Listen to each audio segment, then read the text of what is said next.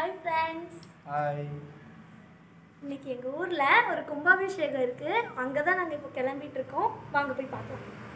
ஓப்பனிங்லாம் நல்லா தான் இருக்கு, ஆனா உங்ககிட்ட பிடிச்சும் சரியில்லையாப்பா.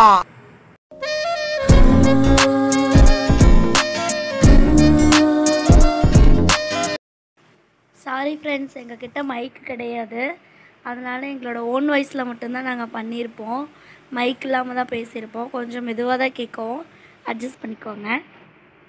பாருங்கள், வண்டி அதோ அங்கே நிற்கிது, அவர் எடுக்க போயிட்டுருக்கார்.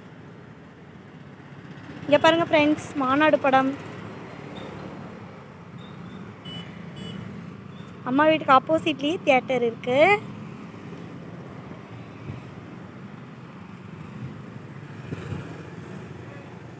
இதோ அங்கே தான் நம்ம வண்டி நிற்கிது.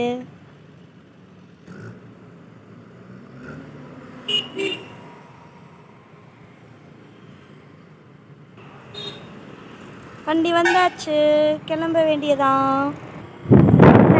கிளம்பியாச்சு, கோயிலில் மீட் பண்ணலாம்.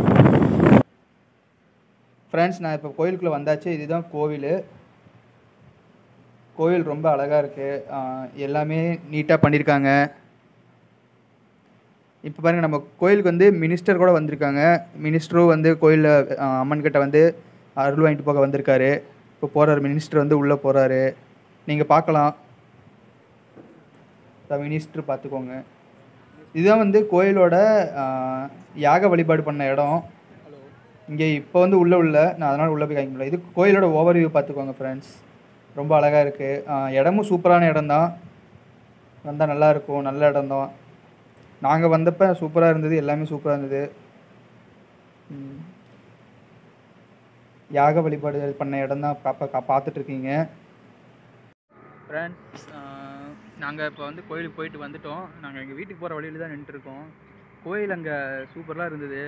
நீங்கள் எங்களால் காமிக்க முடியல. அங்கே மேலே அங்கே வந்து அதிகமாக கேமரா யூஸ் பண்ணக்கூடாதுன்னு சொன்னாங்களா, அதனால் நாங்கள் காமிக்க முடியல. அதுவும் இல்லாமல் மினிஸ்டர் வேறு வந்துட்டாங்களா, அதனால் ஒன்றுமே பண்ண முடியல. அதனால தான் இங்கே வந்து உங்கள் கூட சொல்லிகிட்ருக்கோம். கோயில் அங்கே எல்லாம் சிற்பலாம் நல்லா பண்ணியிருந்தாங்க, நல்லா இருந்தது. அன்னதானமும் நல்லா இருந்தது. அன்னதானம், சோறு தான் எங்களுக்கு முக்கியம். நமக்கு சோறு தான் முக்கியம், சோறு தான் எங்களுக்கு முக்கியம். பார்த்தீங்களா பின்னாடி சோறு, சாமி சிலை எப்படி இருந்தது, சாமி எப்படி இருந்தது, இதெல்லாம் சொல்கிறது இல்லை. சோறு எப்படி இருந்ததுன்னு தான் சொல்கிறது மெயினா. அதுக்கு மட்டும் வாயை திறக்கிறது பின்னாடி நின்றுட்டு. இதே தாங்க வேலை இவளுக்கு. சரி ஃப்ரெண்ட்ஸ், அடுத்த வீடியோவில் பார்க்கலாம். பாய். எங்கள் சேனலை சப்ஸ்கிரைப் பண்ணுங்கள், லைக் பண்ணுங்கள். போய்ட்டுறோம். பாய்.